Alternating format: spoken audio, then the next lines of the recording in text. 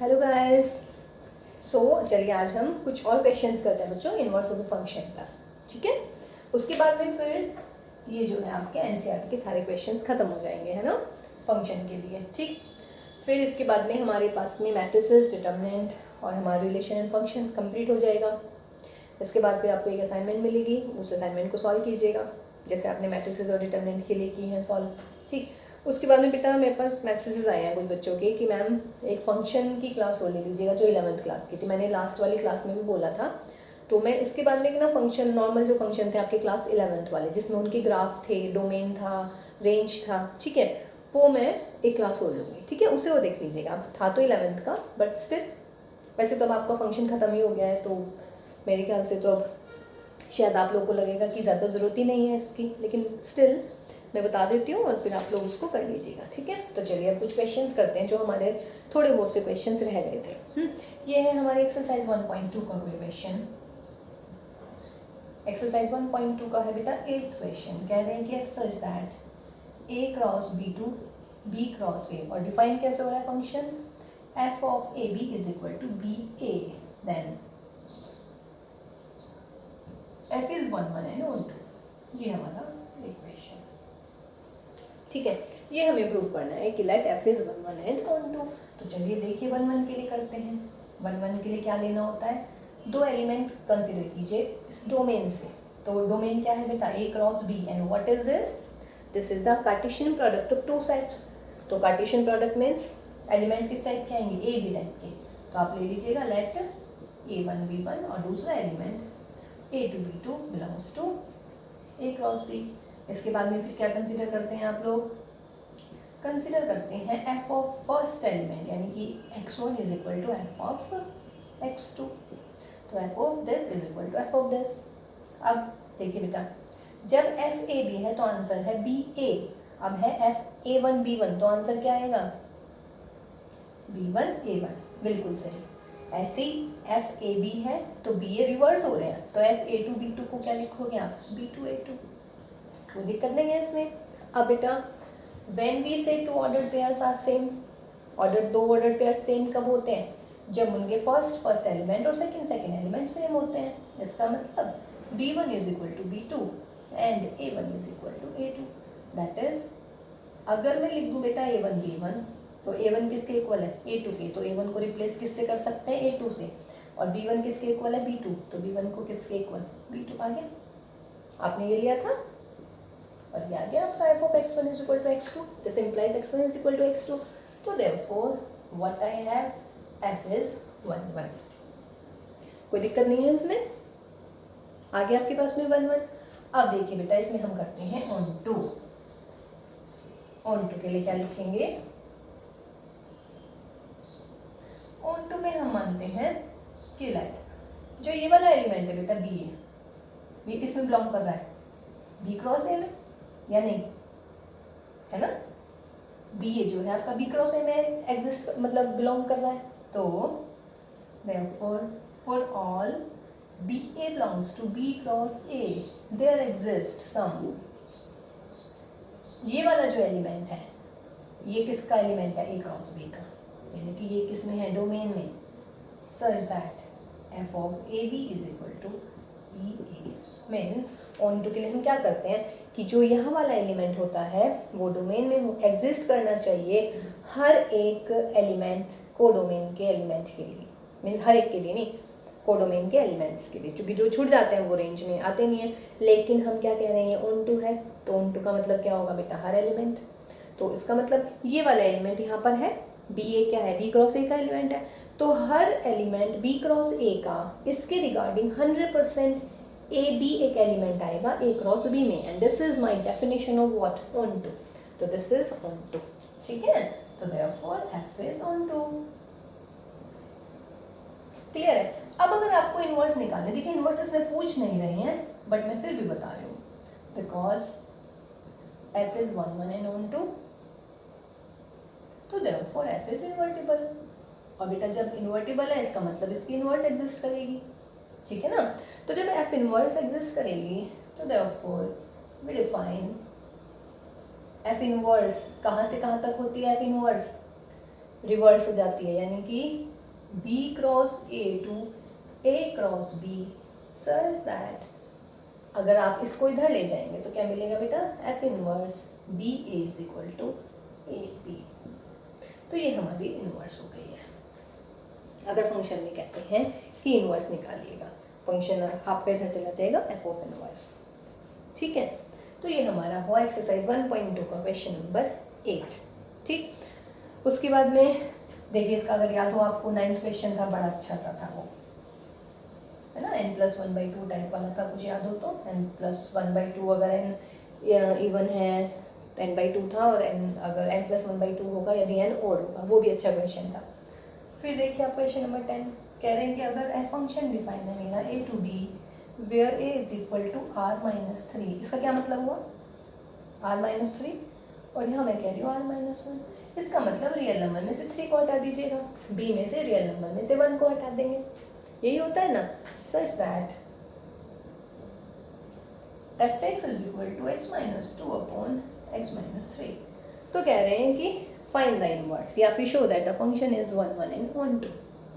ठीक है, तो सॉल्यूशन में देखिएगा इसके, तो सॉल्यूशन में आप क्या करेंगे बेटा, 1 1 ले लेते हैं, late fx1 is equal to fx2, और जहाँ पर ये x1 x2 किसके एलिमेंट है भाई, a के, डोमेन से आते हैं, fx1 x1 minus 2 x1 minus 3 fx2 x2 minus 2 x2 minus 3, cross multiply कर लीजिएगा, x1 x2 3x1 2x2 plus के 6, यहाँ से कर लीजिएगा, x1 x2 minus 3x2 minus के 2x1 प्लस के 6, x1 x2 गया 6 गया, माइनस के 3x1 माइनस के 2x1 माइनस के x1 is equal to minus के x2, एंड दिस मीन्स आपको सिर्फ सॉल्व करना है बच्चों।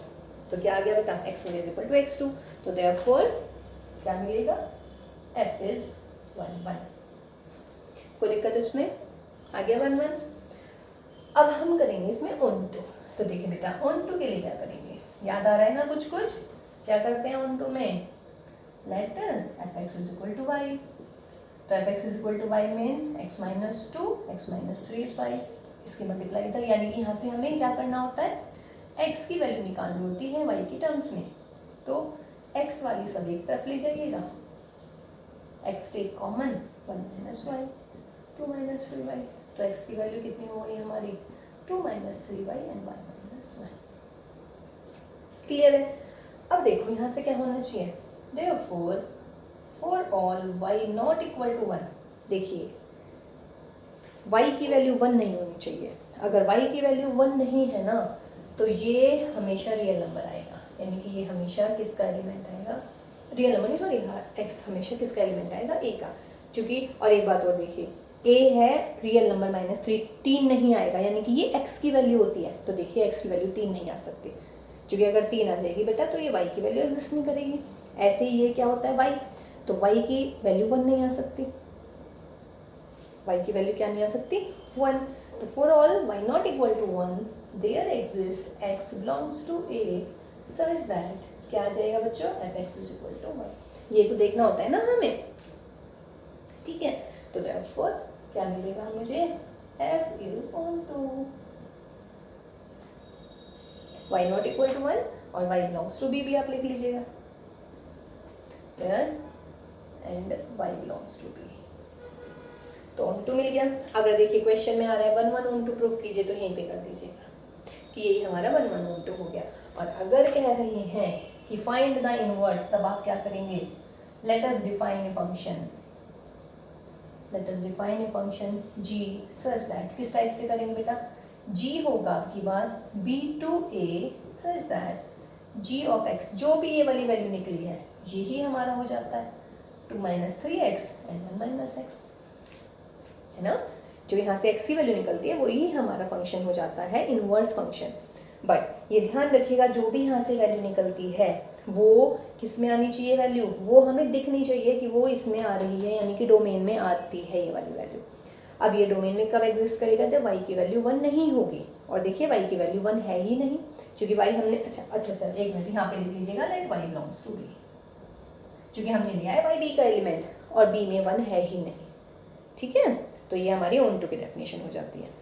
ओके, ये चीज़ मैं बेटा पिछली क्लासेस आप देख लीजिएगा, जब हमने टाइप्स ऑफ फंक्शंस करवाया 1 1 ऑन टू, जब हमने बहुत सारे क्वेश्चन किए थे 1 1 ऑन टू के, तो इसे आप देख लीजिएगा और क्लियर हो जाएगा। कुछ बच्चे ऐसे होंगे ना जो बस ये वाली क्लास देख रहे हैं, तो पीछे वाली क्लासेस भी आप देखिएगा, बिल्कुल क्लियर। मिल गया हमें जी एक्स। अब आपको क्या करना है, देयरफॉर अब आपको लेना है बेटा एफ ओ जी एक्स, ठीक है। एफ ओ जी एक्स निकालिए, एक्स के इक्वल आएगा, और फिर क्या निकालना है, जी ओ एफ एक्स निकालिए, वो भी किसके इक्वल आएगा, एक्स के इक्वल आएगा, ठीक। और ये वाली किसकी डेफिनेशन होती है, ये एक दूसरे के इनवर्स होते हैं।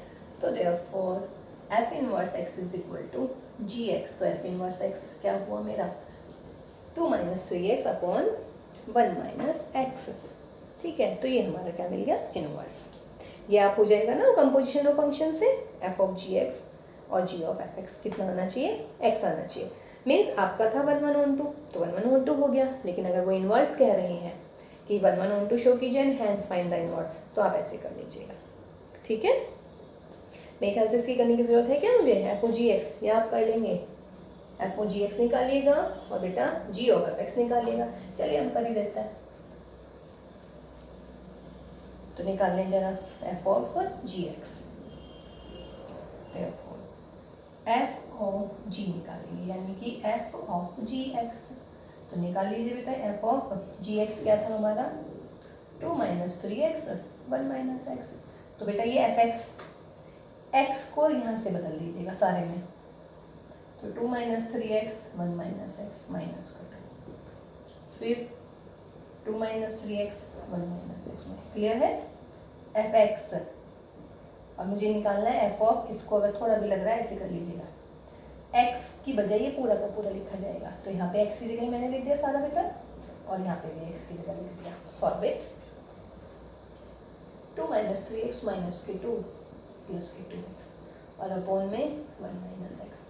अपोन में देखिए इसका 2 माइनस 3x माइनस के 3 प्लस के 3x, और अपोन में 1 माइनस एक्स। देखिए तो कट गया, क्या मिला ऊपर देखो, 2x, सॉरी 2 से 2 गया यहाँ पर, और यहाँ पर 3x से 3x गया, तो माइनस के 3x माइनस के दिस माइनस के x, माइनस के 3 माइनस के 2 माइनस के 1, तो आंसर कितना आ गया, x। तो एफ ओ जी एक्स आ गया हमारा कितना, x। सिमिलरली आपको क्या दिखाना है, सिमिलरली आप दिखा दीजिएगा बेटा जी ऑफ एफ एक्स, ये भी इज इक्वल टू किसके आएगा, x के। और जब ये कंडीशन हो जाती है हमारी, तब हम कहते हैं कि इनवर्स है ये दोनों फंक्शन एक दूसरे के, ठीक है। तो एफ इनवर्स एक्स आ जाएगा आपका जी एक्स के इक्वल, ठीक। तो ये आपका था बेटा क्वेश्चन नंबर 10। अब देखते हैं, अब आते हैं बेटा हम एक्सरसाइज नंबर 1, हमारी 1.3 के कुछ क्वेश्चन रह गए थे, वो वाले कर लेते हैं, और फिर इनकी अच्छे से प्रैक्टिस कीजिएगा। उसके बाद फिर हम जो है इनवर्स ट्रिग्नोमेट्री स्टार्ट करने वाले हैं। देखिए एक्सरसाइज 1.3 का क्वेश्चन नंबर 9 देखते हैं हम। जो छूटे हुए थे मैं वो ही कर रही हूँ फिलहाल, है ना। r plus 2 minus 5 to infinity, और फंक्शन है हमारा such that F x is equal to 9x square plus के 6x और भाई माइनस के 5। कह रहे हैं कि show that the function is invertible and hence find the inverse. देखिए फंक्शन कह रहे हैं कि इनवर्टिबल है, तो आप क्या मानेंगे कि late y belongs to what, minus 5 to infinity such that fx is equal to y। तो fx की वैल्यू लिखिएगा यहाँ पर क्या आएगी, 9x स्क्वायर प्लस के 6x माइनस के 5। तो यहाँ पर आपको क्या निकालना है बच्चों, x की वैल्यू निकालनी है। इसको हम कर रहे हैं फॉरवर्ड बॉक्स से, ठीक है। 1 1 1 2 से भी आप कर सकते हैं, पर फिलहाल मैं फॉरवर्ड बॉक्स से कर रही हूँ कि लेट y belongs to इसमें, तो such that fx is y। तो यहाँ से मैंने, अब मैं इसको सॉल्व करूँगी x के लिए, तो फैक्टर कैसे कर पाएंगे इसके, बोलिएगा। ऐसे लग रहा होगा भाई हाँ तो ये y आ गया, फैक्टर कैसे करेंगे, अपना शिष्टाचार्य मेथड लगाइएगा, बेस्ट है वही। अगर कभी फैक्टर नहीं होते हैं तो वही चलता है। तो x is equal to minus के b माइनस के 6 plus minus b square minus के 4a इंटू सी माइनस के 5 प्लस वाई, और अपोन में हो जाता है 2a यानी कि 2 इंटू 9। माइनस के 6 प्लस माइनस 36 माइनस के प्लस के 36 हो जाएंगे भाई, 5 प्लस वाई आ जाएगा, अब 1 में आ जाएगा 18। तो यहाँ से x की वैल्यू देख लीजिएगा क्या आ रही है, x is equal to minus के 6, इसमें से भी 36 का अंडर रूट कॉमन लेंगे तो 6 बनेगा, and 1 plus 5 plus y upon 18। तो x की वैल्यू कितनी आ गई हमारी, therefore x is equal to minus के 6 प्लस माइनस 6 और यहाँ पर y प्लस 6 अपॉन में 18, 6 से डिवाइड कर दीजिएगा, ठीक है। तो ये मिलेगी बेटा, प्लस वाला साइन ले लेते हैं बस, ये मिलेगा हमारा, ये क्या आया हमारा, x आया, किसकी टर्म में आया बेटा, y की टर्म में। अभी तक हमारे सिंपल फैक्टर्स होते हैं, x की वैल्यू सिंपल y की टर्म्स में निकल रही थी। एक बात और ध्यान रखिएगा, this is very very much important question, ये बहुत ही इम्पॉर्टेंट क्वेश्चन है, बहुत ज़्यादा अच्छे से इसको समझ लीजिएगा, ठीक है। y हमने यहाँ से लिया fxy, यहाँ से हमने x की वैल्यू निकाल दी y की टर्म्स में, कोई दिक्कत नहीं है। फिर हम क्या करते हैं, अब ये देखिए सवाल में गिवन है कि दिस इज इनवर्टिबल, तो मैं इसलिए डायरेक्ट FOG और GOF का इस्तेमाल कर रही हूँ, ठीक। अब क्या करेंगे, देयरफॉर अब आप डिफाइन करेंगे फंक्शन कौन से वाला, g। तो late us define a function g such that, अब की बार g को कहाँ से कहाँ तक डिफाइन करेंगे, क्योंकि ये डेफिनेट सी बात है, ये क्या है हमारा इनवर्स, और उल्टा हो जाता है, रिवर्स हो जाता है, such that gx is equal to x plus 6 minus k1/3। ये हमारा क्या आ गया बेटा, gx। अब आप कर लीजिएगा, therefore consider f(g(x)।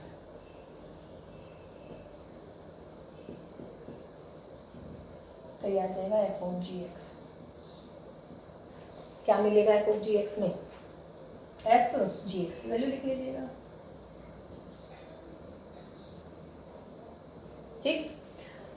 ये रह रहा है x, क्या करेंगे, x को रिप्लेस कर दीजिएगा सारे में, तो x की जगह लिख दीजिएगा, तो 9, और बेटा इसका स्क्वायर करेंगे, इसका स्क्वायर प्लस के 6 और ये पूरा x की बजाय, और भाई यहाँ पर माइनस के 5। Solve this. देखिए इसमें जो आप गलती करेंगे ना स्क्वायर की, जहाँ तक मेरा दिमाग चल रहा है, आप इस अंडर रूट को हटा देंगे, माइनस का 1 लिख देंगे, नीचे 9 लिख देंगे, हो गया डब्बा गोल वहीं। ये क्या होगा, a माइनस बी का होल स्क्वायर ओपन होगा, यानी कि a का स्क्वायर प्लस b का स्क्वायर माइनस 2ab। ये बेटा बहुत छोटी छोटी चीज़ें होती हैं जो आपको गलत नहीं करनी है। यहाँ से 3 से डिवाइड कर दीजिएगा, तो प्लस के 2 रूट एक्स प्लस 6, 2 की मल्टीप्लाई 1 में, एंड माइनस के 5। अब देखो भाई यहाँ भी 9 से 9 हो गया, ये कितना मिला, x plus 7 minus 2x plus 6 का रूट प्लस 2x प्लस 6 का रूट एंड माइनस के 7 गया भी, क्या बच गया सिर्फ बच्चा, पार्टी हमारी ओनली x। तो FOG(x) से आगे किसके इक्वल, x के इक्वल। अब हम क्या करेंगे बच्चों, GOF(x) निकालते हैं अब हम, ठीक है। अब आप निकालिएगा, again consider GOF(x), again GOF(x).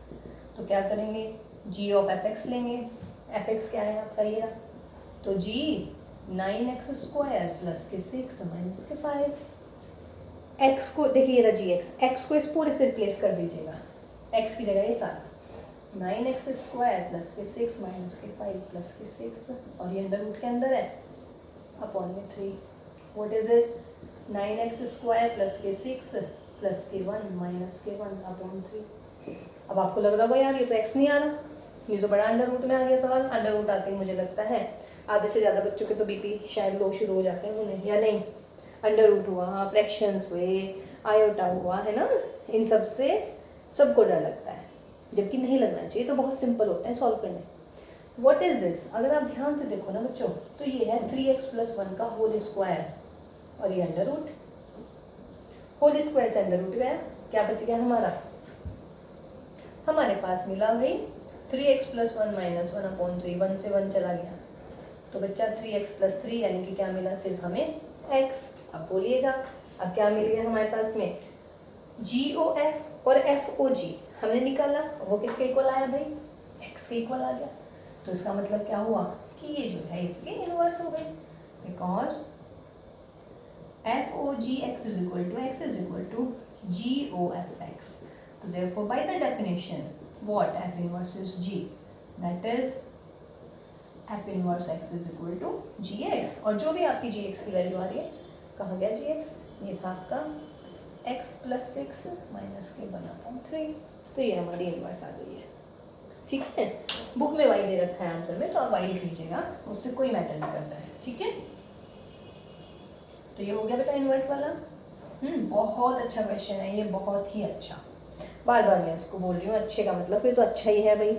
इसी सवाल को अगर मैं 1 1 1 2 से कर दूँ भाई, तो 1 1 के लिए आपको क्या कंसिडर करना है, ये इसका second method. fx1 is equal to क्या लेंगे बच्चों, fx2, तो fx1 कितना हो जाएगा 9x1 स्क्वायर प्लस के 6x1 माइनस 5, और यहाँ से 9x2 स्क्वायर 6x2 माइनस 5, ये हटा दीजिएगा, ये आया 9x1 square minus x2 square plus के 6x1 माइनस x2, कुछ कॉमन दोनों में x1 माइनस x2, बिकॉज यहाँ पर x1 प्लस x2 बच जाएगा, तो 9x1 प्लस 9x2। देखिए मैं डायरेक्ट कर रही हूँ, मेरे ख्याल से समझ में आ रहा होगा। इसको इधर ले आई हूँ, इसको इधर ले आई हूँ, 5 से 5 गया, 9 दोनों में से कॉमन आ गया, a square minus b square open कर लीजिएगा, ए माइनस बी और a square plus b square. ठीक है, अब क्या होएगा बेटा, therefore x1 is equal to x2 and x1 is equal to 9x2 plus 6 upon 9 और माइनस का। अब देखो बेटा, ये जो क्वेश्चन था हमारा, ये कहाँ से कहाँ तक डिफाइन था, बिकॉज आर डिफाइन था यहाँ से यहाँ तक, मतलब कि क्या दिख रहा है, ये आर प्लस, यानी कि पॉजिटिव रियल नंबर आने हैं, और ये कैसा दिख गया आपको, नेगेटिव, ये वाला केस गया। तो देयरफॉर x1 की वैल्यू सिर्फ कितनी आएगी, x2, तो x1 is equal to x2, this implies f is 1 1। कोई दिक्कत उसमें, ठीक है ना बेटा, f इज 1 1, क्लियर है। चलिए उसके बाद में बेटा फिर हमें दिखाना होता है, देख मुझे यूँ लग रहा है कि कब मतलब कुछ बच्चे शायद यहाँ से, मैं जैसे यहाँ पे डायरेक्ट आ गई हूँ, फिर यहाँ से यहाँ पे डायरेक्ट आ गई हूँ, कोई कन्फ्यूज़न तो नहीं है भाई, क्योंकि एक्चुअली अब मैं इतना एक्सपेक्ट करती हूँ कि आप 12th में हैं, तो आपको ये बिल्कुल क्लियर हो जाएगा, मतलब होना चाहिए एक्चुअली, है ना, ये मेरी एक्सपेक्टेशन है भाई, और आप लोगों की भी होनी चाहिए खुद से। ठीक है, चलिए उसके बाद में फिर हम देखते हैं बेटा इसमें ऑन टू के लिए आप क्या करते हैं, लेट y बिलोंग्स टू जो भी है आपकी डोमेन जो दे रखी है इसमें, such that fx is equal to क्या लेंगे आप y, fx की वैल्यू निकालिए, क्या था यहाँ पे 9x स्क्वायर प्लस के कितने थे 6x माइनस के 5। ठीक है, अब ये देखिए मैंने पीछे वाले जो करा है सवाल, पीछे वाले टाइप, उसमें हमने ऐसे किया है, तो यहाँ से मैं डायरेक्ट x की वैल्यू निकाल रही हूँ, क्या आ गई थी हमारी y प्लस 6 माइनस के 1/3। व्हाट इज दिस, देखिए हम कह रहे हैं y की वैल्यू माइनस के 5 से बड़ी है। देखो अगर y की वैल्यू माइनस के 5 से बड़ी हो जाती है ना, माइनस के 5 से बड़ी हो जाती है या माइनस के 5 से इक्वल भी हो जाएगी, तो कह रहे हैं कि जो x है हमारा वो रियल नंबर होना चाहिए, पॉजिटिव रियल नंबर। ठीक, अब देखो बेटा माइनस के 5 से यदि ये बड़ी हो जाती है वैल्यू, समझ रहे हैं, तो 6 में से 5 गए 1, 1 माइनस 1 0, आ गया रियल नंबर हमारा। ठीक है ना, अब माइनस के 5 से बड़ी कर लीजिएगा, कितनी भी कर लीजिएगा, माइनस के 4 कर लेते हैं, तो अंडर रूट 2 मीन्स 1.414, 1.414 में से 1 गया, 0.414 डिवाइड कर लीजिएगा 3 से, आ गया पॉजिटिव, कहने का मतलब है ये पॉजिटिव रहेगा, यानी कि y की वैल्यू 100% क्या आनी चाहिए, -6 से तो बड़ी आनी ही चाहिए, -6 के इक्वल भी आ सकती है। ठीक है ना, मीन्स ये कब एग्जिस्ट नहीं करता, ये सिर्फ तब एग्जिस्ट नहीं करता अगर y की वैल्यू -6 से कम होती, लेकिन y की वैल्यू -6 से कम है ही नहीं, क्योंकि y क्या कह रहे हैं -5 से बड़ा है, तो इसका मतलब है हमेशा x जो है एग्जिस्ट करेगा, और वो क्या आएगा बेटा r प्लस, यानी कि रियल नंबर में आएगा। ठीक है, तो इसका मतलब क्या हुआ हमारा फंक्शन ऑन टू, है ना, तो लिखेंगे therefore for all y belongs to, ये सेट लिख लीजिएगा -5 to infinity such that, वो sorry for all y there exists some x belongs to r plus such that fx is equal to y, so therefore what, f is on to। ठीक है ना, तो -5 से, अच्छा एक बात और है, देखिए यहाँ पे आप -5 ना इंटरवल दे रखा है इसने, क्लोज इंटरवल, लेकिन आप ये सोचो बेटा अगर ये क्लोज इंटरवल हो गया ना भाई, तो उसका मतलब -5 भी आई, 6 में से 5 गए, 1 √1 क्या होता है प्लस का 1, 1 - 1 कितना होता है 0, 0 तो पॉजिटिव आता ही नहीं, ये आता है पॉजिटिव मीन्स 0 से बड़े नंबर आने, ठीक है। तो मेरे ख्याल से ये मिस प्रिंट होना चाहिए यहाँ पर और ये होना चाहिए ओपन इंटरवल, यानी कि -5 से बड़ी वैल्यू आएगी, कुछ भी आ जाएगी, ठीक है ना। तो -5 से बड़ी वैल्यू बस -5 नहीं आएगी, मीन्स -4.99 समथिंग, ताकि ये हमारी पॉजिटिव वैल्यू आए। तो ये चीज़ ध्यान रखिएगा, इसमें मिस प्रिंट है, थोड़ा सा सही कर लेते हैं इसको, ठीक। तो F क्या आ गया बेटा मेरा 1 2, ठीक। अब F12 भी आ गया, 1 1 भी आ गया, फिर हम क्या करते हैं, देयरफॉर हम डिफाइन करते हैं, therefore we define G such that कहाँ से कहाँ तक, -5 to infinity से लेके R plus such that Gx is equal to x + 6 और -1/3, और ये क्या हो जाएगा हमारा 1 2, है ना। और देखो अगर इसको मुझे प्रूव भी करना है, वो sorry 1 2 carry on, this is inverse, या रुकिएगा, अगर ये याद है आपको तो मुझे क्या करना होता था यहाँ पे, चलिए f(x) is equal to y, because यहाँ पे मैं लेती थी f(x), x की वैल्यू लिखिएगा y + 6 और -1/3, और फिर f में वैल्यू रख लीजिएगा, वैल्यू रख के क्या आ जाता था, ये सॉल्व करके कितना आया था y, तो therefore this is 1 2 and hence inverse is this, जैसे हम 1 1 1 2 कर रहे थे, ठीक है। तो ये सवाल बहुत अच्छा है। अब आप इसको, मैं बार बार कह रही हूँ बच्चों कि अगर इन्वर्टिबल दे रखा है तो आप डायरेक्ट फोगर वॉक से कर लीजिएगा, ठीक है, लेकिन लिखने का तरीका बिल्कुल प्रॉपर होना चाहिए, जैसे हमने आपको क्वेश्चन में लिख के दिखाए हैं, ठीक है। ऐसे नहीं कहीं की ईंट कहीं का रोड़ा कि कुछ ही लिख देंगे आप तभी मार्क्स मिल जाएंगे, ऐसा नहीं होता बेटा। ये था आपका क्वेश्चन नंबर 9। क्वेश्चन नंबर 13 देखते हैं, बहुत ईजी है। फंक्शन डिफाइन कर रहे हैं और कह रहे हैं कि 3 - x³ की पावर 1/3, देन कह रहे हैं कि f(f(x) निकालिए, तो f(f(x) मीन्स f(3 - x³ की पावर 1/3, ये आएगा। f(x) की वैल्यू लिख ली। अब क्या करना है, ये है बेटा मेरा f(x), अब मुझे x की बजाय ये सारा लिखना है। ये बहुत ही कंफ्यूजिंग सा सवाल होता है, बच्चे ना इसमें बहुत कंफ्यूज होते हैं, है ना, तो आपको कंफ्यूज नहीं होना है। f(x), x को पूरे से रिप्लेस करो, सिर्फ x को करना है, तो 3 माइनस ये है मेरा x की बजाय पहले ये सारा लिखो, लिख लिया, और फिर x की पावर कितनी है 3, तो बेटा इस पूरे की पावर कर दो 3, और इस पूरे की भी पावर कितनी है पूरे की, यानी कि ब्रैकेट लिखा है यहाँ। देखिए ब्रैकेट्स का स्पेशल ध्यान रखिएगा, छोटा ब्रैकेट कहाँ बड़ा ब्रैकेट कहाँ, ठीक, तो कभी गलती नहीं है। अब देखो बेटा इस पूरे की पावर 1/3, इसकी पावर 3, ये यहाँ से यहाँ गया, तो क्या मिला 3 माइनस पावर 1 बच गई, सही है ना, 3 से 3। अब इसको ओपन कीजिएगा, 3 - 3 + x3 1/3, 3 से 3 गया, x³ की पावर 1/3 कितना मिल गया x, तो f(f(x) कितना आ गया बेटा x, तो इसका मतलब ऑप्शन कौन सा है हमारा सी। ये था मल्टीपल चॉइस क्वेश्चन, ठीक है। उसके बाद देखिएगा नेक्स्ट क्वेश्चन, ये भी बहुत अच्छा है। ये देखिए लेंथी क्वेश्चन में भी आता है कि find the inverse of this function, फिलहाल ये लेंथी की बजाय आपका मल्टीपल चॉइस में आ रहा है।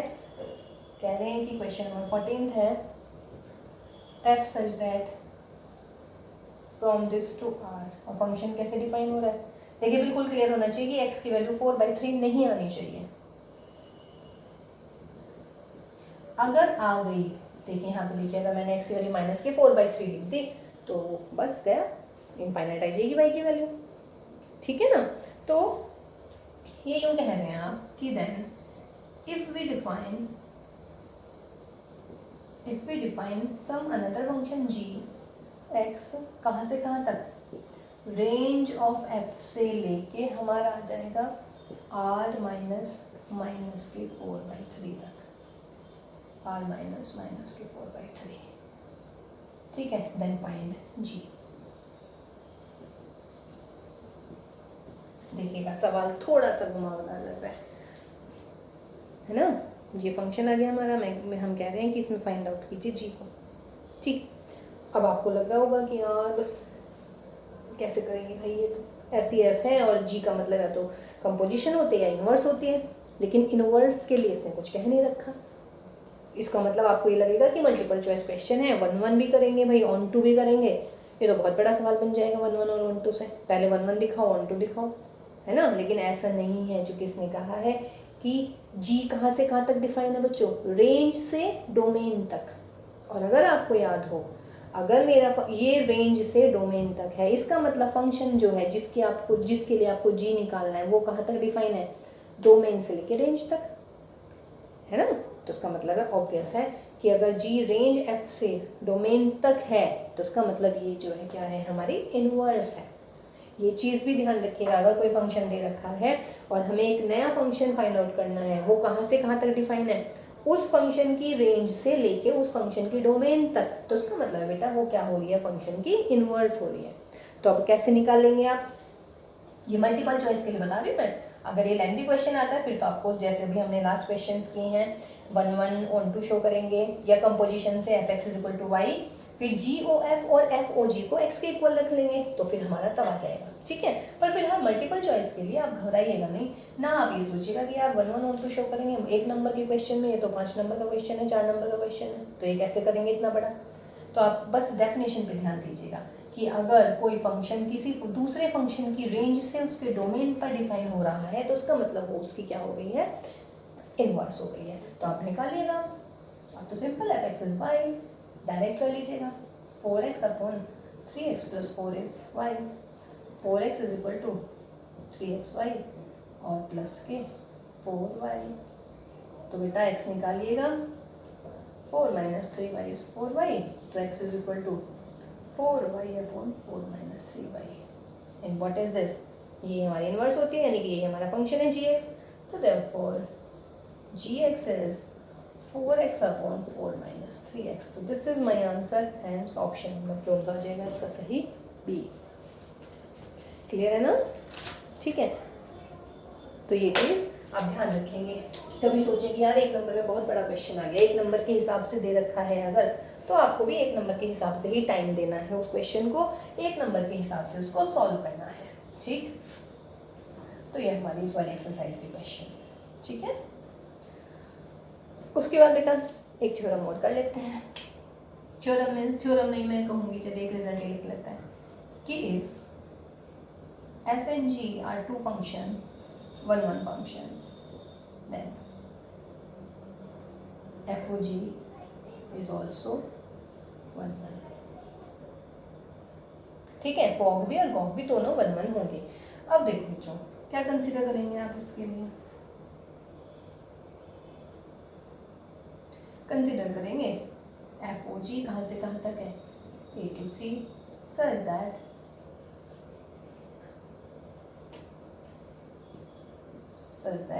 f of gx is equal to f of gx where f कहाँ से कहाँ तक है बच्चों, सॉरी ये जी ओ एफ, मैं फिर हमेशा उल्टा कर देती हूँ,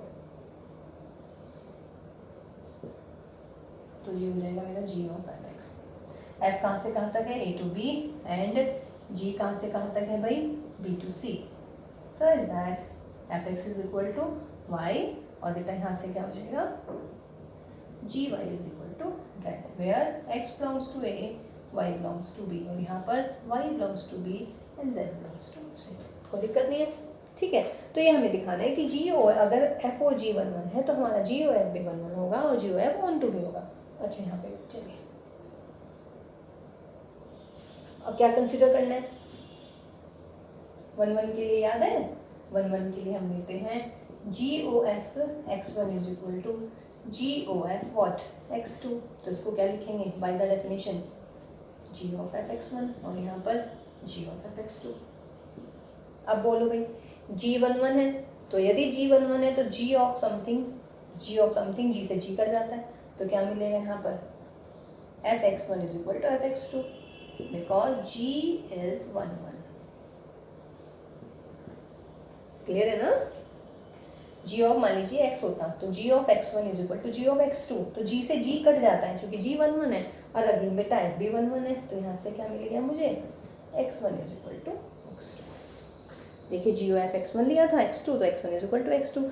सिमिलरली आप f ओ जी दिखा दीजिएगा ऑन द सेम वे, बस वो फंक्शन कहाँ से कहाँ तक हो जाएगा, जी ओ एफ हो जाएगा हमारा कितना, सोचिएगा जी ओ एफ कैसे डिफाइन होएगा यहाँ पे, जी ओ एफ फिर वही ए टू बी, मतलब मुझे ये चेंज करने पड़ेंगे। कब फंक्शन डिफाइन होते हैं कंपोजिशन, जब पहले वाले फंक्शन की कोडोमेन दूसरे वाले फंक्शन का क्या हो बेटा, डोमेन बन जाए, तब भी हम डिफाइन कर सकते हैं। इसलिए मुझे वहाँ पे जी ओ एफ करना पड़ा। ठीक है, हो गया मन। उसके बाद में अब देखिएगा हम ऑन टू करते हैं। ऑन टू के लिए क्या होगा भाई, कंसिडर या लेट व्हाट, कैसे हम डिफाइन कर रहे हैं जी ऑफ एफ एक्स को, अगर आपने ध्यान दिया हो तो ये होता है मेरा जी ऑफ एफ एक्स, ये है। और जी ऑफ एफ एक्स में क्या होता है बेटा, एफ एक्स की वैल्यू कितनी है मेरी, वाई, और जी वाई किसके इक्वल ले रखा है मैंने, जेड के इक्वल। इसका मतलब क्या हुआ, therefore for all z belongs to C there exists x belongs to A such that g o f x is equal to z। और ये किसकी डेफिनेशन, ये आ गया, यही प्रूव करना था। तो therefore g o f is onto, onto में कोई दिक्कत तो नहीं भाई, g o f x लेना है ना। तो देखिए मतलब यहाँ के हर एलिमेंट की प्री इमेज यहाँ मिलनी चाहिए। तो मैंने जी ओ एफ एक्स ले लिया, एफ एक्स क्या है हमने डिफाइन कर रखा है, चूँकि अब की अच्छा स्टेटमेंट लिखी नहीं, थ्योरम कर दी। If F and G are onto functions then G O F is also onto, मतलब ऑन टू भी होगा, वन वन टू। देखिए स्टेटमेंट लिखी नहीं मैंने। तो अगर जी एफ ऑन टू है तो क्या होगा, एफ होगा मेरा A to B such that F of X is equal to Y. और अगर बेटा जी ऑन टू है तो जी कहाँ से कहाँ तक होगा, b to C such that g y is equal to z. ये हमने यहाँ पे लगाई है एफ एक्स की जगह। देखिए एफ ऑन टू है तो ए से बी होगा, एफ एक्स इज वाई होगा, एफ एक्स की जगह वाई, फिर जी वाई इज जेड। ठीक, तो क्या आया, ये जेड किसका एलिमेंट है, सी का, जेड किसका एलिमेंट है, सी का। तो हो गया, तो z जो है for all z belongs to c there exist x, ये x किसका एलिमेंट है बेटा, x किसका लेके चल रहे हैं हम, a का, आ गया यहाँ पे। तो उसका मतलब जी ओ एफ पी क्या हो गया हमारा, ठीक है।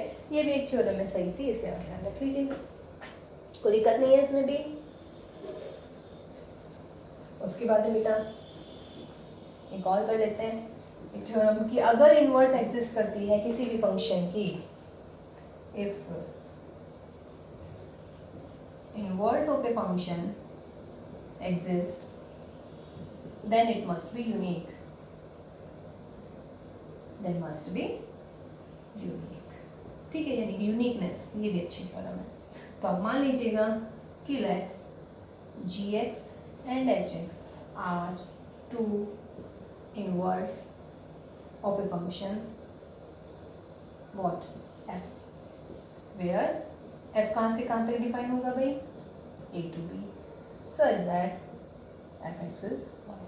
ठीक है, एंड जी कहाँ से कहाँ तक, बी टू ए, और एच भी कहाँ से कहाँ तक, बी टू ए, ये यहाँ से यहाँ तक डिफाइन होंगे। ठीक है, तो ये यूँ कह रहे हैं कि ये जो दोनों के दोनों फंक्शंस हैं, मैं कह रही हूँ ये दोनों इसकी इनवर्स हैं, और मुझे प्रूव करना है कि ये एफ की इनवर्स जो होती है वो यूनिक होती है। इसका मतलब ये दोनों मुझे इक्वल प्रूव करने हैं। ठीक है, तो आप क्या लिखेंगे,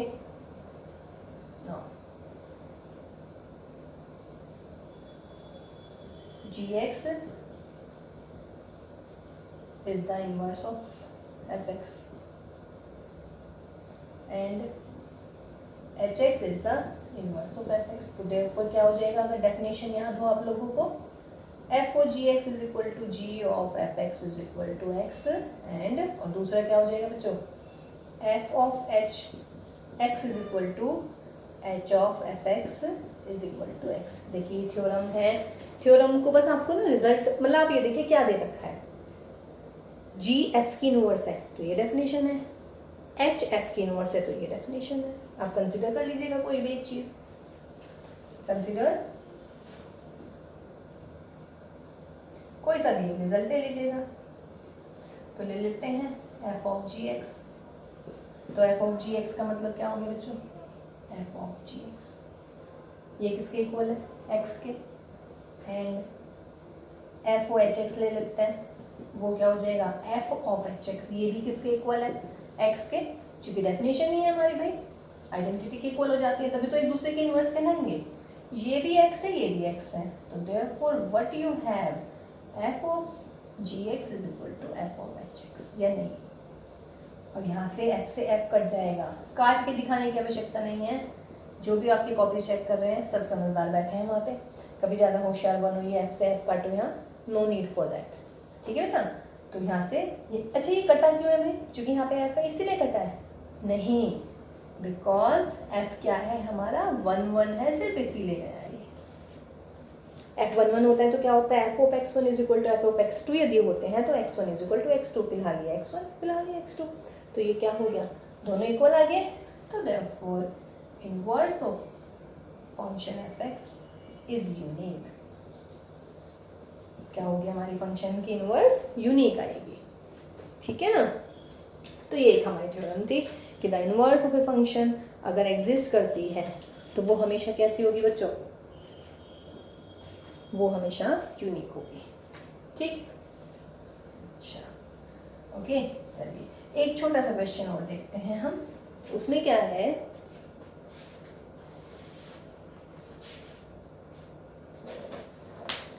थोड़ा सा ट्रिकी सा है, मतलब ऐसा इतना भी ट्रिकी नहीं है, बट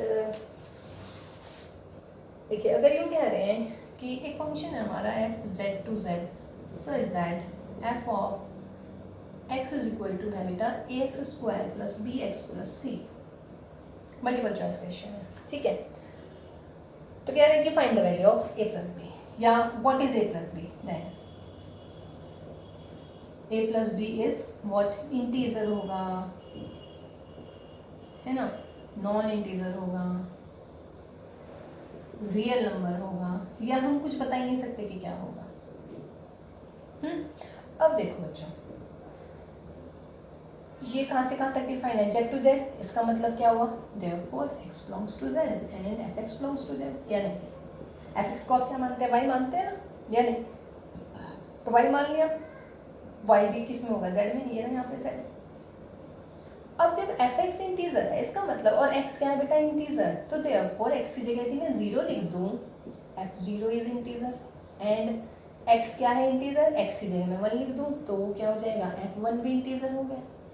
f0 की वैल्यू निकालिए जरा, x की जगह 0, इसकी जगह 0, क्या मिलेगा, c belongs to z, and f1 निकालिए 1 1, यानी कि a plus b plus c, ठीक है ना, बिकॉज f0 देखिए कितना हो जाएगा, a into 0 b into 0 plus c, that is c, और f1 निकालिए भाई, a into 1 b into 1 plus c, that is a plus b plus c, हो गए इंटीजर्स, ठीक है। लेकिन वो b प्लस c के बारे में पूछ रहा है, वो ना c के बारे में नहीं पूछ रहा, पूरा a plus b plus c के बारे में नहीं पूछ रहा। अब आप एक बात बताओ बच्चों, c भी इंटीजर है, a plus b plus c भी इंटीजर है, तो अगर दो इंटीजर्स होते हैं तो यदि उन दोनों को डिफरेंस कर दो तो वो भी इंटीजर, इसमें से ही माइनस कर दीजिएगा, what is this, a plus b is what, integer. तो ऑप्शन क्या आया बेटा, इंटीजर, ठीक है, ये आएगा आपका इंटीजर। या नॉन इंटीजर की जगह आप कुछ और लिख सकते थे, कॉम्प्लेक्स लिख सकते थे, एनीथिंग, कुछ भी, नेगेटिव इंटीजर्स लिख सकते थे, पर नेगेटिव नहीं, इंटीजर ही आएगा अगर यहाँ पे प्लस माइनस नहीं है, जो क्या पता ये बड़ा हो, क्या पता वो बड़ा हो, लेकिन वैसे आप बताएंगे क्या बड़ा होना चाहिए, a प्लस बी प्लस सी नहीं, पर नेगेटिव भी हो सकते हैं ना, तो उसका मतलब आपके पास में ये आंसर आ जाएगा, ठीक है। तो अभी हमारे फिलहाल फंक्शन जो चैप्टर है बेटा वो फिनिश। तो अब हम नेक्स्ट वाली क्लास में कुछ और अच्छे से क्वेश्चंस करते हैं, 10 ईयर के या फिर एग्जाम्पलर्स के, है ना, जो भी अच्छे क्वेश्चन होंगे वो हम एक क्लास में और करेंगे, उसके बाद फिर हमारा फंक्शन ओवर हो जाएगा, ठीक है। तो टिल देन आप प्रैक्टिस कीजिएगा, मैं बार बार कहती हूँ मैथ्स बहुत अच्छा हो जाता है, मैथ्स में इंटरेस्ट भी जागता है अगर आप प्रैक्टिस करते हैं, बहुत प्रैक्टिस, ठीक है। प्रैक्टिस कीजिएगा, जहाँ समझ नहीं आएगा आप अपने टीचर से पूछिएगा, हमसे पूछिएगा, ठीक है।